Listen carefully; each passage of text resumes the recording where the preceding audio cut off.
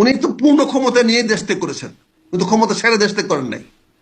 উনি তো পূর্ণ ক্ষমতা নিয়ে দেশ ত্যাগ করেছেন, ক্ষমতাশালী হয়ে দেশ ত্যাগ করেছেন।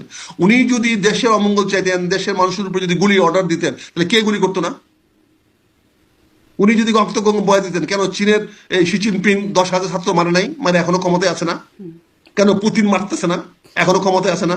কেন নেতা নেহু মারতেছে না হামাসকে, ক্ষমতায় আছে না? ক্ষমতা চলে গেছে কেন? এখনো কি ওই আমাদের ওই এরদোগান সাহেব তুরস্কে মারতেছেন না? এখনো কি মারা কমতি আছে? উনি চলে গেছেন, ক্ষমতা চলে গেছেন। শেখ হাসিনা মারেন নাই, না মেরে উনি যুদ্ধে ক্ষান্ত দিয়ে চলে গেছেন, যা তোরা চালা, আমি তিনি নিজে কোনোভাবে ক্ষান্ত চালাইছি। দিয়ে চলে গেলেন, না তাকে বাধ্য করা হলো চলে যেতে? তাকে বাধ্য করলে তাহলে হেলিকপ্টার যায় কেমনে? তাকে বাধ্য করলে হেলিকপ্টার কেমনে যায়? সেনাপ্রধান, নৌপ্রধান, বিমান প্রধান সালাম দেয় কেমনে? এই বিমান বাহিনী হেলিকপ্টার উঠে কেমনে? সে হেলিকপ্টার দিয়ে উনি সীমান্ত করে কেমনে? তাকে সময় সালাম দিয়ে পাঠাইছেন। ওই হেলিকপ্টারে তো জাতীয় পতাকা লটকানো ছিল, তো ওইটা করেন নাই কেন? এইগুলা বললে তো বলেন আপনারা আমরা স্বৈরাচারের পক্ষে। আমরা স্বৈরাচারের পক্ষে না, আমরা শেখ হাসিনার পক্ষে না। শেখ হাসিনা থাকা অবস্থায় তার বিরুদ্ধে কথা বলেছি, শেখ হাসিনার সামনে গিয়ে কথা বলেছি, শেখ হাসিনা 1-to-1 কথা বলেছি।